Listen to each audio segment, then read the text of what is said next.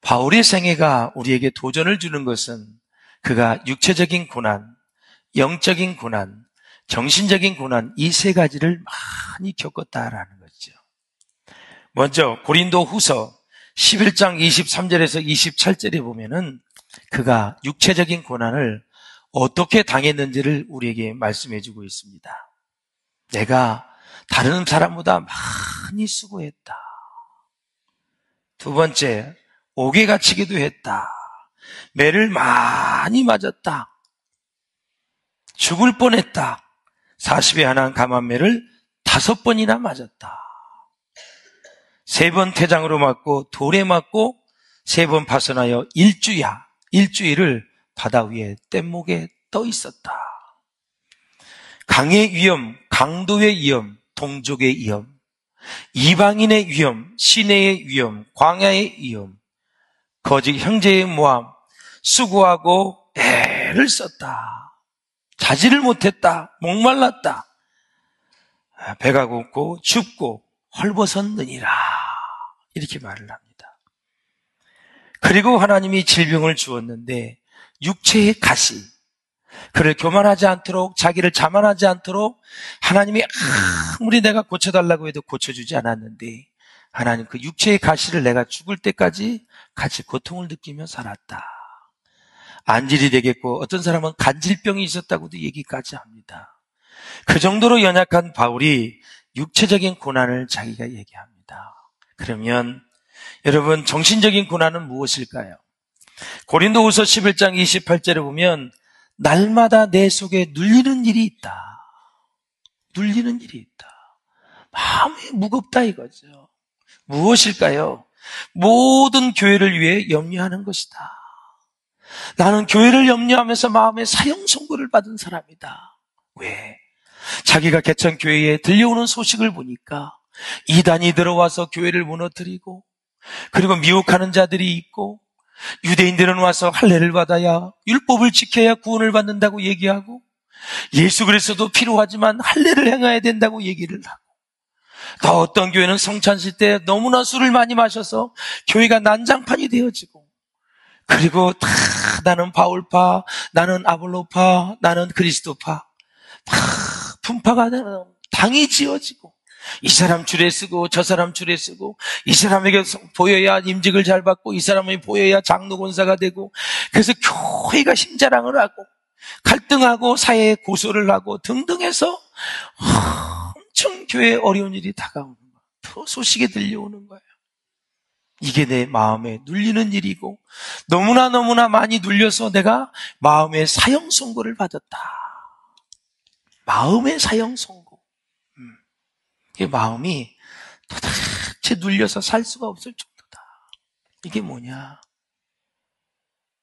교회를 사랑하는 마음입니다, 여러분. 교회를 사랑하는 마음. 교회를 사랑하는 마음이 있기 때문에 바울은 눌린다는 거예요. 교회가 왜 이래? 교회가 왜 이래? 이게 아니라 부족하고 연약한 점이 보이면, 그리고 참 죄된 모습이 보이면 마음의 눌림을 받아야 돼. 장로들이 왜 이래? 목사가 왜 이래? 권사가 왜 이래? 집사가 왜 이래? 그게 아니라, 성도들이 왜 이래? 그게 아니라, 소식이 들릴 때마다, 올바른 모습이 보이지 않을 때마다 마음에 바울처럼 눌리고, 내가 마음의 사형 선고를 받았으니 뭐 해야 돼요? 기도를 해야 되고, 건강한 사람이 많아져야 연약한 사람도 붙잡고 가는 건데, 너도 넘어져, 나도 넘어져, 저 사람도 넘어져, 다 넘어지면 교회는 주님의 교회인데 주님이 기뻐하시겠습니까? 교회를 사랑하는 저와 여러분 될 수 있기를 주의 이름으로 축원합니다. 이 세상에 의인은 하나도 없나니 그랬습니다. 하나도 없습니다. 죄를 지어도 도끼인 객견입니다. 다 똑같습니다. 하늘 위에서 보시는 인간은 다 죄인입니다, 여러분. 그러하기 때문에 교회를 사랑하는 마음을 가지고 교회가 연약한 점이 보이면 마음에 눌려야 돼요. 잠이 안 와야 돼요. 내가 돈을 못 벌어서 잠이 안 오는 것이 아니라, 승진을 못해서 잠이 안 오는 것이 아니라, 질병에 걸려서 잠이 안 오는 것이 아니라, 내가 뭐 이것저것 해서 더 가지고 싶었는데, 하고 싶었는데 안 되는 일 때문에 잠이 안 오는 것이 아니라, 그것도 물론 인생살이에 힘이 들겠지만 주님이 피를 주고 사신 교회, 나를 위해서 피를 주고 십자가에 못 박히신 예수 그리스도, 그분을 사랑하는 마음을 가지고 여러분 눌림이 있기를 주의 이름으로 축원합니다. 어떡하지? 어떡하지? 그 영혼을 위해서 기도하고, 어떡하지? 저 영혼 쓰러지면 어떡하지? 어떡하지? 저 사람 주님 떠나면 어떡하지? 그런 마음을 가지고 주님 앞에 중보하시고, 나는 의로운 척하면서 평가하지 말고, 나는 그래도 괜찮은 사람인데 하면서 저 사람을 폄하하지 말고, 무시하지 말고, 우리는 다 같이 한 주 안에서 피로 나눈 공동체이기 때문에 교회를 사랑하는 마음을 가질 수 있기를 주의 이름으로 축원합니다. 할렐루야. 아주 중요한 일입니다. 우리가 살면서 행한 모든 일에 대하여 우리는 언젠가는 하나님께 보고할 때가 올 것입니다. 뿐만 아니라 마지막 날에 우리는 우리가 행한 모든 일에 대하여 하나님께 결산을 하게 될 것입니다. 바울과 바나바의 제1차 선교 여행을 보십시오. 하나님이 함께 하심으로 놀라운 역사가 많이 있었고 하나님이 주시는 영적인 열매도 아주 풍성했습니다. 많은 고난도 있었지만 그 고난 속에서도 하나님께서는 당신의 종들을 선하게 인도하셨습니다. 비시드의 안디옥에서는 핍박을 받고 쫓겨났습니다. 이고니온에서는 도망함으로 겨우 위험을 모면했고요. 그런데 루스드라에서 큰 일이 터졌습니다. 바울은 돌에 맞아 죽을 지경이 되었다 말합니다. 그런 상황에서도 하나님은 복음을 전하고 오직 주님만 바라보고 나아가는 바울을 건져주셨습니다. 디모데후서 3장 11절을 보겠습니다. 시작. 박해를 받음과 고난과 또한 안디옥과 이고니온과 루스드라에서 당한 일과 어떠한 박해를 받은 것을 내가 과연 보고 알았거니와 주께서 이 모든 것 가운데서 나를 건지셨느니라. 아멘. 우리가 예수를 믿고 회개하고 주님께 나아가면 죄사함의 은총과 자녀되는 권세를 주십니다.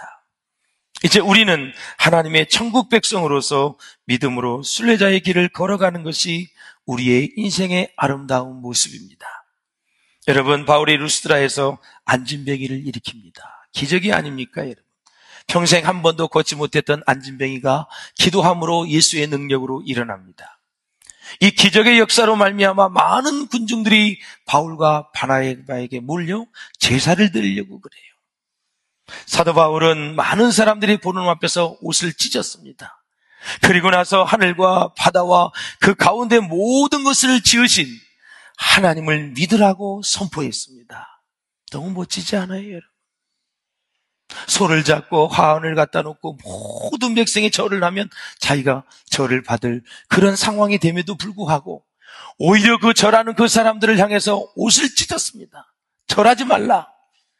오직 너희들이 해야 될 것, 하늘을 창조하시고 바다를 창조하시고 그 가운데 모든 것을 만드시고 지으신 창조주 하나님, 그 하나님을 믿으라고 선포했습니다. 예수님을 전했습니다. 그리고 16절에서 중요한 말씀을 하고 있습니다. 하나님이 지나간 세대에는 모든 족속으로 자기들의 길들을 다니게 묵인하셨으나 그랬습니다. 이것을 다시 말씀드리자면 하나님께서 지금까지는 이 세상 모든 사람들이 자기 마음대로 우상을 섬기고 사는 것을 내버려 두셨다는 것입니다. 그렇게 하는 것이 옳기 때문에 내버려 두신 것이 아니라 예수 그리스도께서 오실 때까지 하나님께서 오래 참고 인내하고 계셨다라는 그 말씀입니다. 참으셨다라는 것입니다. 왜냐하면 인간의 모든 문제는 예수 그리스도가 오셔야 해결되기 때문에 그렇습니다. 그러므로 사랑하는 여러분, 이 안디옥과 이고니온에서 유대인들이 루스드라에 가서 이제 바울과 바나바를 박해합니다. 놀랍습니다. 무려 180km를 걸어서 달려왔습니다. 500리나 되는 이 먼 거리, 돌로 쳐서 죽이려고 한 것을 보면 소위 살인 원정대 40명이 있지 않았습니까? 이 40명의 원정대는 밥도 먹고 물도 마시지 않으면서 바울을 죽이는 것이 살인 원정대의 목적입니다. 자기들만 가지고는 안 되니까 온 루스드라 성을 선동해가지고 군중 심리를 이용해서 폭동을 일으켜가지고 돌을 던진 것입니다. 보십시오. 사람이 얼마나 간사한지. 이틀 전에는 바울이 안전병기를 일으키니까 그들이 모든 소를 수백 마리를 잡고 모든 꽃을 다 갖다가 바울과 바나바에게 제사를 하려고 합니다. 신으로 섬기려고 합니다. 그런데 이틀이 지나서 이 유대인들이 와서 바울을, 바나바를 나쁜 사람이라고 얘기하니까 바로 돌변해서 비판하는 정도가 아니라 같이 돌을 들려서 바울을 죽이려고 한다라는 사실이에요. 이게 사람입니다. 그래서 제가 새가족실에서 우리 모든 초신자들에게, 우리 교회 온 처음 우리 등록하신 분들에게 두 가지를 얘기하잖아요. 사람은 사랑의 대상이지 절대 믿어서는 안 됩니다. 믿음의 대상은 하나님 한 분밖에 없습니다. 사람만 사랑하십시오. 그래야 인생에 후회가 없습니다. 믿지 마십시오. 상처가 많습니다. 그리고 두 번째는 기도를 강조합니다. 창세기에서 계시록까지 보니 기도하지 못하여 받지 못한 영적인 축복과 물적인 축복과 하나님이 주신 복을 누리지 못하는 게 너무너무 많이 있다. 기도의 사람이 되라고 제가 권면을 하고 축복을 합니다. 바울이 고난을 이기는 비결은 딱 여러분 두 가지입니다. 복음의 능력으로 이기라는 것입니다. 복음은 모든 믿는 자에게 구원을 주시는 하나님의 능력이라고 말씀하고 있습니다. 그래서 삶의 모습이, 고난의 모습은 다 다르지만 나 참을 거야. 나 그 사람 그래도 내가 이해해. 아유, 또 사람이 사는 게 다 그렇지. 아유, 나도 잘못됐고 그 사람도 잘못됐고 다 그렇지. 이렇게 하면 안 돼요. 그렇게 고난을 이기는 게 아니에요. 재정의 문제이든 물질의 문제이든 그리고 질병의 문제이든 관계의 문제이든 사역의 문제이든 사람의 관계의 문제이든 할 것 없어요. 다 무엇으로 이겨야 되느냐? 복음으로 이겨야 돼요. 주님이 나를 위해 죽으시고 3일 만에 부활하시고 승천하시고 다시 오시고 만왕의 주로 오실 그 주님의 사역과 나를 위해 하신 일을 생각하면서 이기셔야 돼요. 그래야 후유증이 없는 거예요. 그래야 영이 성장하고 성숙하는 거예요. 그냥 참고 막 그러지 마세요. 복음으로 이기셔야 돼요. 시험도 복음으로 이기셔야 돼요. 그 복음으로 극복을 해내야 돼요. 어려움도 고난도 시련도 역경도 다 마찬가지예요. 복음으로 이기는 거예요. 여러분의 스타일로 하는 게 아니에요. 그래 언젠가 한번 참아봤으니 아니에요. 사람이면 주님 마음 가지고 용납을 하고 주님 마음 가지고 용서를 하고 사랑하고 그리고 나서 이기고 가는 거예요. 두 번째, 고난을 이기는 비결은 복음의 영광 때문에 우리가 여러분 고난을 이길 수가 있어요. 생각한데 현재의 고난은 장차 우리에게 나타날 영광과 좋게 비교할 수 없다고 말씀하셨어요. 장차 이후에 저 천국에 너무 영광이 크기 때문에 오늘 이 시간 우리의 고난을 우리가 참고 견디며 이겨내는 거예요. 우리에게 주실 영광이 너무너무 크기 때문에 할렐루야. 큰 거를 얻기 위해서 아주 점도 안 되는 이것을 극복하는 거예요. 이길 수 있기를 주의 이름으로 축원을 드립니다. 로마서에 보면 합력하여 선을 이루는 자, 곧 그 하나님의 뜻대로 부르심을 입은 자들에게는 모든 것이 합력하여 뭐를 이루느니라? 선을 이루느니라. 나의 고난을 통해서 시련을 통해서 연단을 통해서 역경을 통해서 딱 내가 지금 힘들고 막 거기서 혼란스럽게 막 수렁에 빠져서 헤매이는 것 같지만 여전히 말씀을 신뢰하고 기도하는 가운데 주님을 의지하고 나아가면 우리 하나님은 다 터널을 지나면 활짝 빛이 비치는 것처럼 우리의 인생에 지금 시궁창 같지만 정말 혼란 속에 있는 것 같지만 수렁에 빠진 것 같지만 그 여전히 주님을 바라보고 십자가를 묵상하면 반드시 합력하여 선을 이루느니라. 장차에 나타날 영광과 좋게 비교할 수 없다 말씀하셨어요. 사랑하는 여러분, 그래서 우리의 관심이 어디에 있느냐? 우리의 관심이 학업에 있느냐? 학문에 있느냐? 직업에 있느냐? 우리의 관심이 사람에게 있느냐? 한번 되돌아봐셔야 돼요. 그래서 바울은 루스드라에서 돌에 맞아 죽을 뻔했을 때 자기가 과거에 행했던 박해의 일들이 순교자 스데반의 모습이 눈에 아른거렸을 것입니다. 19절에 보면 루스드라에 당한 일이죠. 죽은 줄로 알고 성외에 시외로 끌어내치니라. 학자들은 두 가지를 얘기해요. 죽었는데 일 끌어냈는데 하나님은 살려주신 거다. 아니면 실신을 냈는데 그냥 그렇게 해서 된 거다. 성경은 안 나오니까 추측은 할 수 없는, 이미 죽은 줄로 알았어요. 사람이 보기에는 죽었어. 그래서 시외로 그냥 시체 버리듯이 버린 거예요. 그런데 그가 다시 살아난 거예요. 결국은 아픈 데서 살리든 죽었다가 살리든 살리신 분은 하나님이세요. 그게 중요한 거예요. 영적으로 보면 이고니온에서는 어떻게 대결을 했냐면 기독교와 유대교가 붙었어요. 유대인들하고. 유대인들은 할례를 해야, 율법을 지켜야 구원을 받는다. 기독교는 그것도 중요하지만 더 중요한 건 예수 그리스도를 믿어야 된다. 그리고 여러분, 루스드라에서는 그리스의 신과 기독교의 신이 부딪힌 거예요. 하나님과 우상이 부딪힌 거예요. 이건 뭐 게임도 안 됐죠. 바울이 제일 힘들었던 건 유대인들이 할례를 받아야 된다. 그리고 율법을 지켜야 구원을 받는다. 이것 때문에 아주 평생 힘들은 거예요. 루스드라에는 유대인의 해당이 없었거든요. 그러니까 얼마나 여러분 이 그리스 신과 또 기독교가 대결을 하니까 미신적인 요소와 싸워야 되니까 얼마나 힘들겠어요. 그래 루스드라 사람이 그렇게 안전병기를 일으켜줘도 그 신처럼 섬기려고 하다가도 미신을 섬기는 사람이라, 또 바울과 바나가 나쁜 사람이라니까 바로 돌 들어서 죽이려고 하는 거다. 그래서 미신에 가까운 사람들이 굉장히 간신배처럼 잘 이렇게 마음을 움직이는 거예요. 왜? 내 마음을 지금 악한 세력이 좌지우지하기 때문에 그래요. 그러나 성경에는 심지가 견고한 자를 주께서 평강의 평강으로 인도해 주신다고 말씀하셨어요. 심지가 견고한 자한테 흔들리지 않습니다. 흔들리지 할지라도 우리는 다시 주님을 바라보게 된다라는 거죠. 자, 고린도후서 11장 28절을 한번 보십시오. 시작.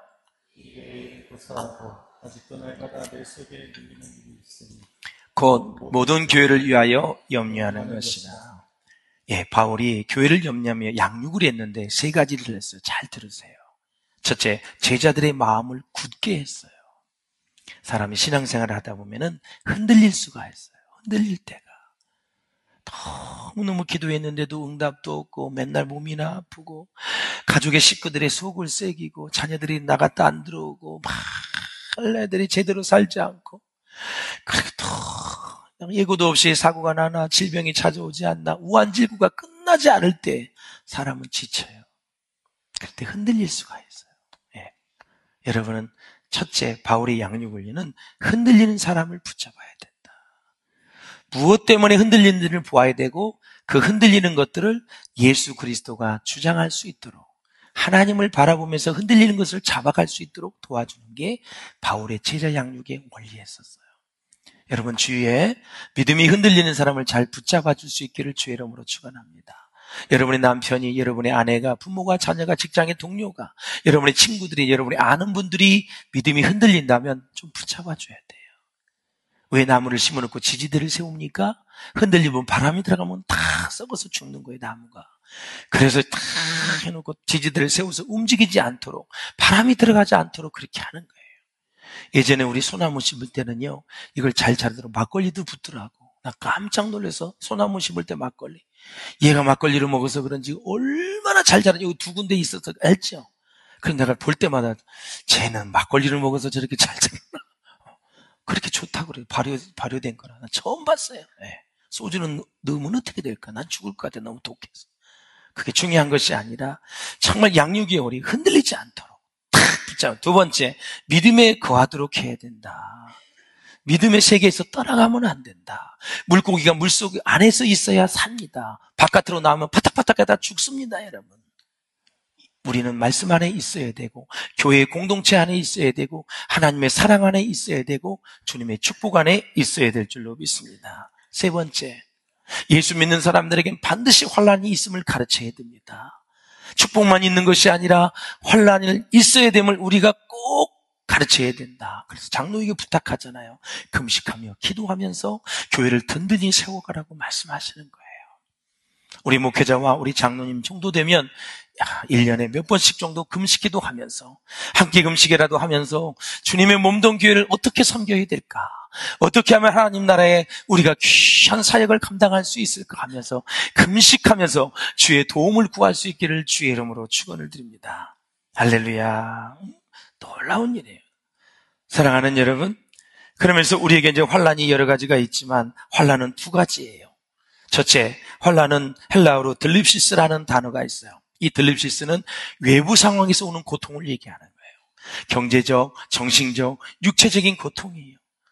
나와 상관없이 전쟁이 터진 것들, 코로나, 전염병, 그 다음에 여러 가지 홍수가 와가지고 물에 덮친다든가 불이 나서 갑자기 다 타버렸다든가 이런 것들은 다 정신적, 경제적, 육체적 고통으로 예부 상황에서 오는 고통이라 참 이것을 시련이라 그래요. 트라이얼. 야고보서에서는 나와 상관없는 환경을 통해서 오는 거예요. 얼마나 이거 힘들겠어요, 여러분. 우크라이나 보세요. 러시아 보세요.